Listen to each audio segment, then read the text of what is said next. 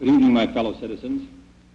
This afternoon, following a series of threats and defiant statements, the presence of Alabama National Guardsmen was required on the University of Alabama to carry out the final and unequivocal order of the United States District Court of the Northern District of Alabama.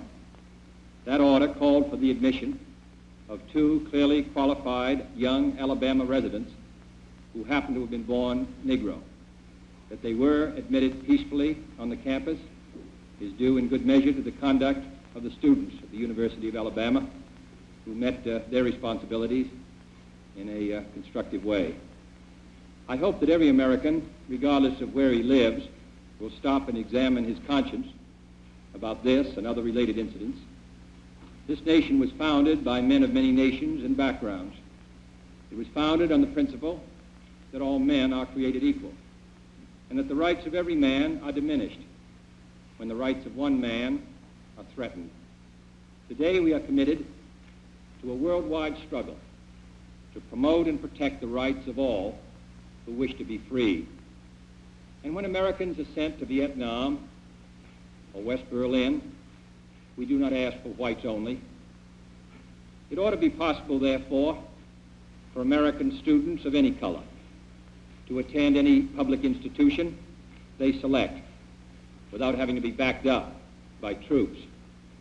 It ought to be possible for American consumers of any color to receive equal service in places of public accommodation, such as hotels and restaurants and theaters and retail stores, without being forced to resort to demonstrations in the street.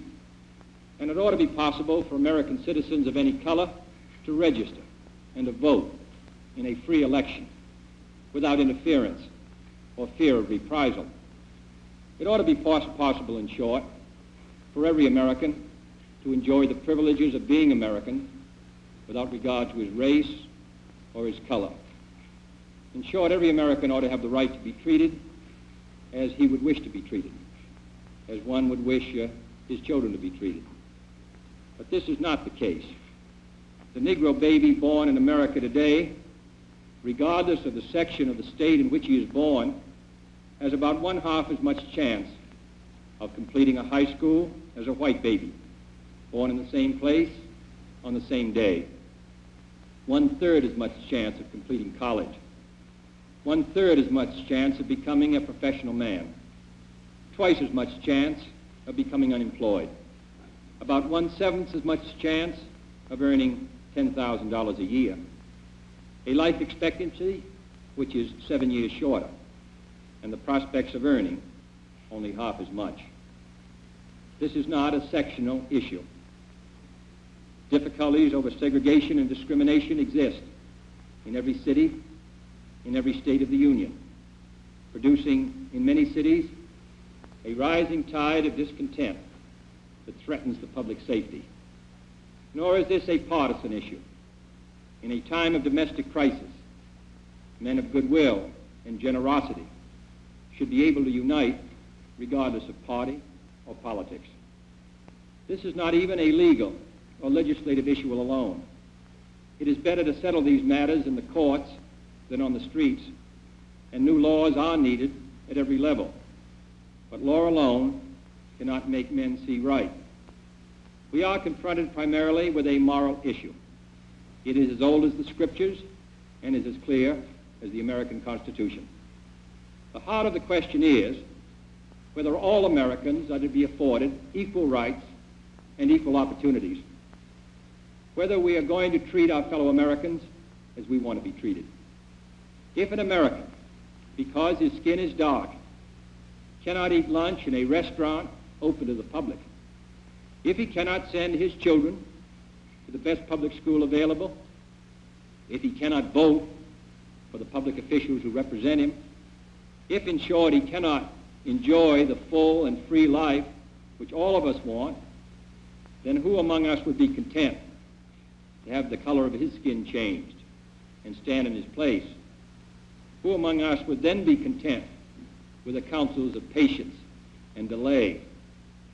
100 years of delay have passed since President Lincoln freed the slaves, yet their heirs, their grandsons, are not fully free.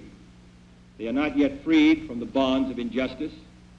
They are not yet freed from social and economic oppression. And this nation, for all its hopes and all its boasts, will not be fully free until all its citizens are free. We preach freedom around the world, and we mean it. And we cherish our freedom here at home. But are we to say to the world, and much more importantly, to each other, that this is a land of the free, except for the Negroes? That we have no second-class citizens, except Negroes? That we have no class or caste system, no ghettos, no master race, except with respect to Negroes? Now the time has come for this nation to fulfill its promise.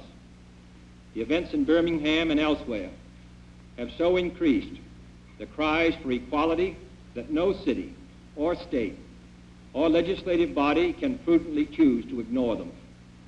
The fires of frustration and discord are burning in every city, north and south. Where legal remedies are not at hand, redress is sought in the streets, in demonstrations, parades, and protests, which create tensions and threaten violence and threaten lives. We face, therefore, a moral crisis as a country and a people. It cannot be met by repressive police action. It cannot be left to increase demonstrations in the streets. It cannot be quieted by token moves or talk. It is a time to act in the Congress, in your state and local legislative body, and above all, in all of our daily lives.